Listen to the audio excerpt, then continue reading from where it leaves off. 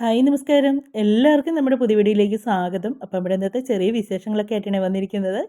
അപ്പോൾ രാവിലെ തന്നെ ബ്രേക്ക്ഫാസ്റ്റ് ഉണ്ടാക്കുന്നതിൻ്റെ തിരക്കാണ്. തിരക്കെന്ന് പറഞ്ഞാൽ നല്ല തിരക്കാണ് കേട്ടോ. രാവിലെ അമ്പലത്തിലൊക്കെ പോകണം. അതുകൊണ്ട് രാവിലെ പെട്ടെന്ന് കാപ്പിയൊക്കെ ഒന്ന് ഉണ്ടാക്കുവാണ്. അപ്പോൾ ഇന്ന് രാവിലെ മസാല ദോശ ആക്കാമെന്ന് വിചാരിച്ച്. അപ്പോൾ ഇത്ര പെട്ടെന്ന് കാപ്പി ഉണ്ടാക്കുന്നതെന്ന് പറഞ്ഞിട്ടാണോ ഈ മസാല ദോശ ഉണ്ടാക്കുന്നതെന്ന് വിചാരിച്ചില്ലേ. ഈ മസാല ദോശ ഉണ്ടാക്കലൊന്നും വലിയ പാടുള്ള പണിയൊന്നുമില്ലെന്നേ, പെട്ടെന്ന് നമുക്ക് ഉണ്ടാക്കാൻ പറ്റുന്നതാണ്. നമ്മൾ പറയുമ്പോൾ ഓർക്കും മസാല ദോശ ഭയങ്കര പണിയാന്നിരിക്കും. അങ്ങനെയൊന്നുമില്ല, പെട്ടെന്ന് നമുക്ക് ചെയ്യാൻ പറ്റുന്ന ജോലിയാണ് മസാല ദോശയൊക്കെ. കിഴങ്ങ് വേവിച്ച് കഴിഞ്ഞാൽ പിന്നെ പെട്ടെന്ന് നമുക്ക് പരിപാടിയൊക്കെ കഴിയും. അപ്പം കിഴങ്ങ് ഞാൻ കുക്കറിൽ ഇച്ചിരി മഞ്ഞളും ഉപ്പും ഒക്കെ ചേർത്ത് വേവിച്ച് വെച്ചിട്ടുണ്ട്. അപ്പോൾ അതിനുള്ള സവോളയും പിന്നെ പച്ചമുളകും പിന്നെ 2-3 വെളുത്തുള്ളിയൊക്കെ ചതച്ചൊക്കെ ഇട്ടിട്ടുണ്ട്. ഇനി ഞാൻ ഇഞ്ചി ചേർത്തിട്ടില്ല കേട്ടോ, വെളുത്തുള്ളി മാത്രമേ ചേർത്തിട്ടുള്ളൂ. മറ്റേത് വെളുത്തുള്ളി ഇഞ്ചിയെല്ലാം പേസ്റ്റാക്കിയാണ് ഞാൻ ചേർത്തുകൊണ്ടിരുന്നത്, ഇന്നങ്ങനെ ചേർത്തിട്ടില്ല. അപ്പോൾ വെളുത്തുള്ളി മാത്രം ഞാൻ നല്ലപോലെ ചതച്ചാണ് സവോള വറ്റുന്നതിൻ്റെ കൂടിയിട്ട് വറ്റിയെടുത്തേക്കുന്നത്. എന്നിട്ട് അതിലേക്ക് വെജിറ്റബിൾ മസാലപ്പൊടിയും പിന്നെ ശകലം മഞ്ഞൾപ്പൊടിയും കൂടെ ചേർത്ത് നല്ലപോലെ നിഴക്കേച്ച് കിഴങ്ങും ക്യാരറ്റും കൂടെ കേട്ടോ ഞാൻ വേവിച്ചപ്പോൾ ഇതിനകത്ത് കണ്ടപ്പോഴാണ് പെട്ടെന്ന് ഓർത്ത് കിഴങ്ങും ക്യാരറ്റും കൂടെയാണ് വേവിച്ചെടുത്തേക്കുന്നത്. അപ്പോൾ അത് നല്ലപോലെ ഞാനൊന്ന് കുഴച്ചെടുത്തതിന് ശേഷമാണ് ഈ അരപ്പിനകത്തോട്ട് ചേർക്കുന്നത്. അങ്ങനെ നമ്മുടെ മസാല ദോശയുടെ മസാലക്കൂട്ടെല്ലാം റെഡി ആയിട്ടുണ്ട്. ഇനി ദോശ ഉണ്ടാക്കി അതിലേക്ക് വെച്ചാൽ മതി. ഇപ്പോൾ രാവിലെ ഞാനും ചേട്ടനും കണ്ണനും കൂടെ അമ്പലത്തിൽ പോകുന്നുണ്ട്. അച്ചു വരുന്നുണ്ട് കേട്ടോ. അച്ചുവിന് NSSൻ്റെ ക്യാമ്പ് തുടങ്ങുന്നതിന് മുമ്പുള്ള എന്നതൊക്കെയോ പരിപാടി സ്കൂളിൽ ടീച്ചർ വിളിച്ചിട്ടുണ്ട്. അതിന് അങ്ങോട്ട് അച്ചു പോകുന്നത്. അപ്പോൾ അച്ചുവിനും രാവിലെ കഴിക്കാൻ അച്ഛനൊന്ന് ഉച്ചയ്ക്കത്തേക്കുള്ള ഫുഡും കൂടെ കൊണ്ടുപോകണം. അപ്പോൾ 10 മണിയാകുമ്പോൾ അച്ചുവിന് പോകണം, ഞങ്ങൾക്കും ആ സമയത്ത് തന്നെ ഇറങ്ങണം. അപ്പോൾ ഞാൻ രാവിലെ അച്ചുവിന് കഴിക്കാനുള്ളതെല്ലാം റെഡിയാക്കിക്കൊണ്ട് അച്ചു ഇരിക്കുന്നു. ഞാൻ ഇവർക്ക് രണ്ടുപേർക്കും കഴിക്കാനുള്ളതൊക്കെ കൊടുത്തേച്ച് പോകാനൊക്കെ റെഡിയാകണം. അപ്പോൾ മസാല ദോശ എല്ലാം റെഡിയായി. അതിൻ്റെ കൂടെ തന്നെയാണ് ഇങ്ങനെ നമ്മുടെ പച്ചച്ചമ്മന്തിയും പിന്നെ പച്ചച്ചമ്മന്തി പറഞ്ഞാൽ പച്ചമുളക് വെച്ചരച്ച ചമ്മന്തിയും പിന്നെ ഇന്നലത്തെ സാമ്പാർ ഒരു ശകലം ഇരിപ്പുണ്ടായിരുന്നു. അപ്പോൾ ആ സാമ്പാറും കൂടെ അതിൻ്റെ കൂടെ എടുത്തു കേട്ടോ. ഇച്ചിരി ഉള്ളായിരുന്നു, ബാക്കി സാമ്പാർ മൊത്തം തീർന്നായിരുന്നു. അപ്പോൾ ആ സാമ്പാറും കൂടെ എടുത്താണ് രാവിലത്തെ ബ്രേക്ക്ഫാസ്റ്റൊക്കെ കഴിച്ചത്. അപ്പോൾ അതെല്ലാം കഴിച്ചെല്ലാം വെച്ച് ഞങ്ങളിനി പുറത്തോട്ട് പോകാനായിട്ട് തുടങ്ങുവാണ്. പുറത്തോട്ട് പോകാനായിട്ടെന്ന് പറഞ്ഞാൽ അമ്പലത്തോട്ട് പോകാനായിട്ടാണ്. അപ്പോൾ അച്ചുവിന് ക്ലാസ്സിൻ്റെ സ്കൂളിൻ്റെ ഇപ്പുറത്തായിട്ട് ഇറക്കണം. അത് കഴിഞ്ഞ് പിന്നെ ഞങ്ങൾ നേരെ അമ്പലത്തിലോട്ടാണ്. അപ്പം ഇനി അമ്പലത്തിൽ ചെന്നിട്ട് നമുക്കിനി അവിടുത്തെ കുറേ വിശേഷങ്ങളൊക്കെ ആയിട്ട് വീഡിയോയിലൂടെ കാണാം കേട്ടോ. അപ്പോൾ അമ്പലമെല്ലാം നല്ലപോലെ അലങ്കരിച്ചൊക്കെ ഇട്ടേക്കുവാണേ. പക്ഷെ പകൽ വരുമ്പോഴല്ല കേട്ടോ, രാത്രി കാണണം. രാത്രിയിലാണ് ലൈറ്റെല്ലാം കത്തിക്കിടക്കുന്നത് കാണുമ്പോഴാണ് നല്ല ഭംഗിയാണ് കാണാനായിട്ട്. അപ്പം ഇപ്പോൾ പകലായതുകൊണ്ട് അങ്ങനെ അത്ര ഒരു ലൈറ്റിൻ്റെ ഇതൊന്നും നമുക്ക് ഇവിടെ എല്ലാം കണ്ടോ ലൈറ്റ് പിടിപ്പിച്ചിട്ടുണ്ട്. ഇതൊക്കെ രാത്രി കണ്ടാലേ നല്ല ഭംഗിയുള്ളൂ. അപ്പം അതും എല്ലാം ഒന്ന് കാണണമെങ്കിൽ ഇനി അടുത്ത ദിവസത്തെ ഈ വീഡിയോയിൽ ഞാൻ വൈകുന്നേരം എടുക്കുന്ന വീഡിയോയിൽ അതിൻ്റെ ലൈറ്റും കാര്യങ്ങളും എല്ലാം ആയിട്ടുള്ളത് വീഡിയോസൊക്കെ ഇടാവേ.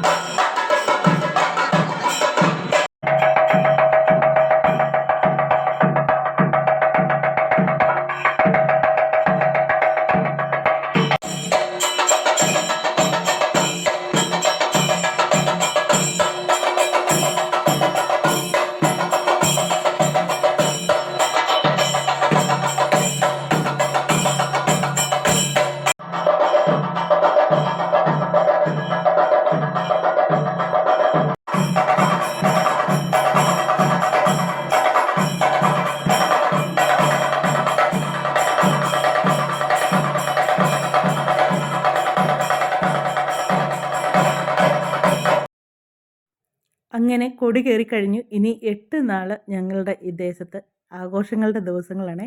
ഇവിടെ ജാതി വ്യത്യാസമില്ലാതെ എല്ലാവരും ഇവിടെയുള്ള പരിപാടിയിലെല്ലാം കാണാനും പങ്കെടുക്കാനും എല്ലാം വരാറുണ്ട് കേട്ടോ. നല്ല രസമാണ്. അപ്പോൾ ഇനി 8 നാൾ ഇവിടെ ആഘോഷത്തിൻ്റെ ദിനങ്ങളാണ്. അപ്പം എല്ലാവരും കൊടിയൊക്കെ കയറി കഴിഞ്ഞ് ഇനി ഇവിടെ സദ്യയുണ്ട് ഇന്ന് ഉച്ചക്കത്തേക്ക്.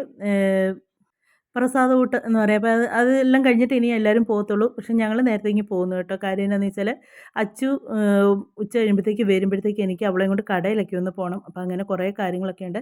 അപ്പോൾ വീട്ടിൽ വന്ന് ചെയ്യാനുള്ള ജോലികളെല്ലാം ചെയ്തെല്ലാം ഒന്ന് ഒതുക്കി വെച്ചേക്ക്. ഒന്നാമെന്ന് വെച്ചാൽ ഇവൾ പോകുന്നുണ്ട് അങ്ങ് ഭയങ്കര തിരക്ക് ആയ പോലെ എനിക്കൊരു തോന്നല. അവൾക്ക് എല്ലാം എടുത്ത് കൈ കൊടുക്കണം. കൊണ്ടുപോകാനുള്ള സാധനങ്ങളൊക്കെ എല്ലാം എടുക്കണം.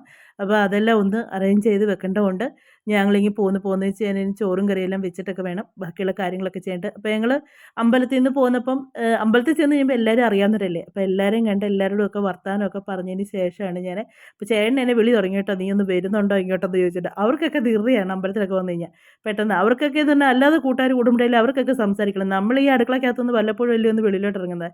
അന്നേരമല്ലേ എല്ലാവരെയൊക്കെ ഒന്ന് കാണുന്നത്. അപ്പോഴല്ലേ എല്ലാവരോടൊക്കെ എന്നേലൊക്കെ ഒന്ന് ചോദിക്കുകയും പറയുകയൊക്കെ ചെയ്യുന്നത്. അപ്പോൾ അങ്ങനെ എല്ലാവരെയൊക്കെ കണ്ട് വർത്താനം എല്ലാം പറഞ്ഞതിന് ശേഷം കുറച്ച് പേരുടെ വീഡിയോസും കാര്യങ്ങളും നമ്മുടെ വീഡിയോയിലൊക്കെ എപ്പോഴും വരുന്നവരൊക്കെ തന്നെയാണ് ഇവരെല്ലാം. അപ്പം അവരൊക്കെ വീഡിയോ എല്ലാം എടുത്തേച്ച് പിന്നെ ഞങ്ങൾ വരുന്ന വഴിക്ക് കേക്കൊക്കെ മേടിച്ചുകൊണ്ട് വന്നു. എല്ലായിടത്തും കേക്കൊക്കെ കൊടുക്കണം. അപ്പോൾ അതിനുവേണ്ടി നമ്മുടെ വീട്ടിലേക്കും പിന്നെ പുറത്തോട്ടും ഒക്കെയുള്ള കേക്കും എല്ലാം മേടിച്ചുകൊണ്ടൊക്കെ വന്നു. ഇനി അത് കഴിഞ്ഞ് ഇനി അടുക്കളയിലോട്ട് ഇനി എൻ്റെ അടുത്ത ജോലിയും കാര്യങ്ങളൊക്കെ ആയിട്ട് കയറുവാണ്. അപ്പം ഉച്ചക്കത്തേക്കുള്ള ചോറും കറിയും എല്ലാം വെക്കാനായിട്ടൊക്കെ തുടങ്ങാൻ പോവുകയാണ്. ഞങ്ങൾ അമ്പലത്തിലൊക്കെ പോയിട്ട് വന്നു. ഇനി ഉച്ചക്കത്തേക്കുള്ള കറിയൊക്കെ വെക്കാൻ തുടങ്ങുവാണ്.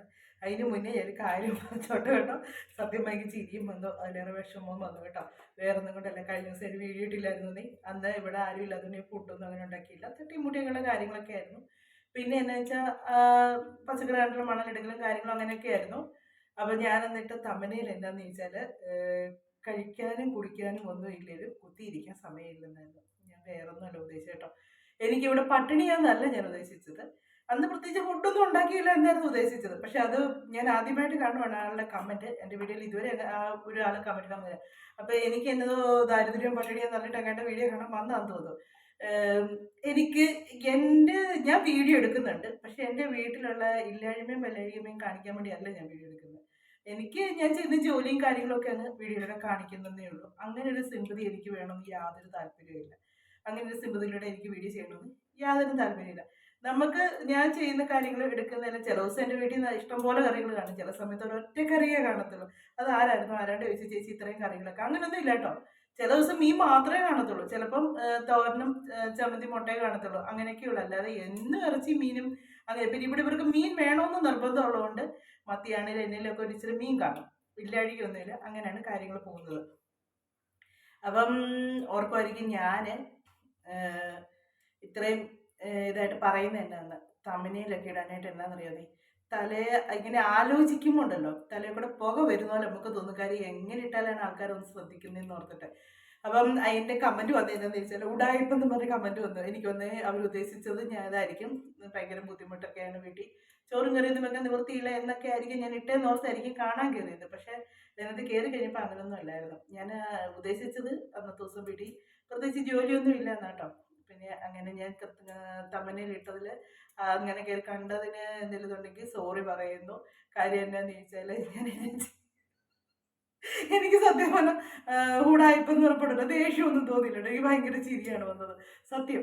എന്നെ ഉടായ്പെന്ന് വിളിച്ചപ്പോൾ എനിക്ക് ഭയങ്കര ചിരിയാണ് വന്നത്. പിന്നെ അവര് നിങ്ങൾ പ്രതീക്ഷിച്ചതല്ലായിരിക്കും അതിൽ നിന്ന് കിട്ടിയത്, അതുകൊണ്ടായിരിക്കും എന്നെ അങ്ങനെ പറഞ്ഞതെന്ന് എനിക്ക് മനസ്സിലായി.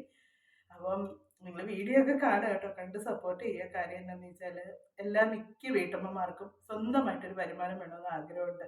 അത് ഉള്ളവൻ്റെ ആണെങ്കിലും ഇല്ലാത്തവൻ്റെ ആണെങ്കിലും എല്ലാ വീട്ടിലെ പെണ്ണുങ്ങൾക്കും സ്വന്തമായിട്ട് അവർക്കൊരു വരുമാനം വേണമെന്ന് ആഗ്രഹമുണ്ട്. ഭർത്താവ് എത്ര നമ്മുടെ വാരിക്കോരി തരുമെന്ന് പറഞ്ഞാലും നമ്മൾക്ക് അവർ നമ്മളിപ്പോൾ ചിലവാക്കിയാലും നമ്മളെ ഒന്നും പറയത്തില്ലായിരിക്കും. പക്ഷേങ്കിലും നമുക്ക് ആ ചിലവാക്കുമ്പോൾ മനസ്സിലൊരു തോന്നലുണ്ട്, ദൈവമേ എൻ്റെ കെട്ടിയും കഷ്ടപ്പെട്ട് കൊണ്ടുവന്ന പൈസയാണ് ഞാനിങ്ങനെ ഒന്നും ചെറിയ. അതേസമയം നമ്മൾ എത്ര കഷ്ടപ്പെട്ട് ഒരു 10 രൂപ ഉണ്ടാക്കാനുണ്ടല്ലോ, നമുക്ക് ചിലവാക്കുമ്പോഴത്തേക്കും നമുക്ക് അത്രയും ബുദ്ധിമുട്ട് തോന്നത്തില്ല. എൻ്റെ സ്വഭാവമാണ് പറഞ്ഞത്, മറ്റുള്ളവരുടെ എനിക്കറിയില്ല.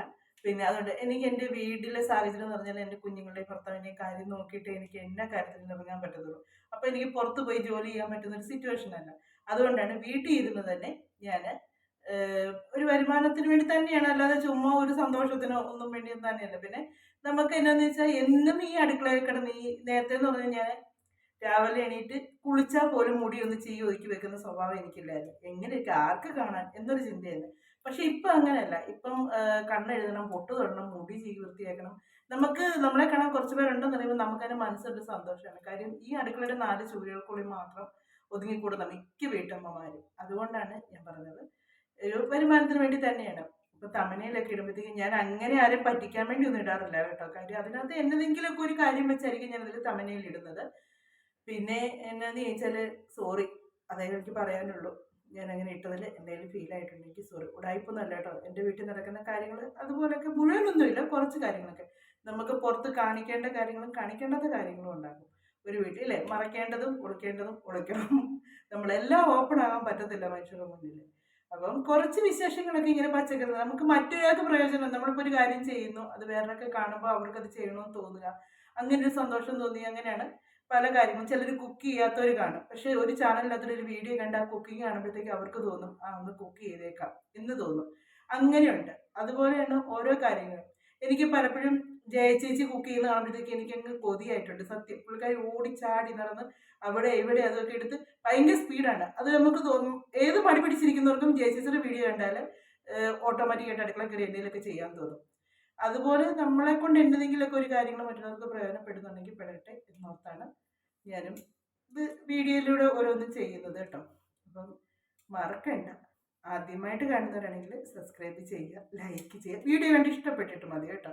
ചുമ്മാ ഇഷ്ടപ്പെടാതെ സപ്പോർട്ട് ചെയ്യാൻ ഞാൻ ആരോടും പറയുന്നത്, ഇഷ്ടപ്പെട്ടിട്ട് മതി സപ്പോർട്ട് ചെയ്യുക കേട്ടോ. അപ്പം ഞാൻ ഉച്ചക്കത്തേക്കുള്ള കറി വെക്കാനായിട്ട് മീൻ മേടിച്ചുകൊണ്ട് വന്നായിരുന്നേ. അപ്പം മീൻ വറ്റയാണ് കൊണ്ടുവന്നേക്കുന്നത്. ചിലപ്പോൾ പച്ചയാണ്, ഇത്ര പച്ചയാണോ എന്ന് ചോദിച്ചാൽ അല്ല. അപ്പോൾ ഇതിൻ്റെ തൊലിയെല്ലാം ഒന്ന് പൊളിച്ച് വേണം എടുക്കാനായിട്ട്. അപ്പോൾ ഈ 2 സൈഡും ഇത് കട്ട് ചെയ്തിട്ട് വേണം ഇതിൻ്റെ തൊലി പൊളിക്കാനായിട്ട്. അപ്പോൾ ഇനിയിപ്പോൾ അച്ചുവിന് ക്യാമ്പ് തുടങ്ങുവാണ്. അപ്പോൾ അതിന് വേണ്ടി അച്ചു കൂടെ, അപ്പോൾ അച്ചു അമ്പലത്തിൽ വന്നില്ലായിരുന്നേ. ഉച്ചയാകുമ്പോഴത്തേക്ക് അച്ചുവിൻ്റെ ക്ലാസ്സും കാര്യങ്ങളും ഒക്കെ കഴിയും. അവർക്ക് എന്തോ മീറ്റിങ്ങോ ഏതാണ്ടൊക്കെ പരിപാടിയുണ്ട്. ഈ NSSൻ്റെ തന്നെയായിട്ട് തന്നെ കേട്ടോ.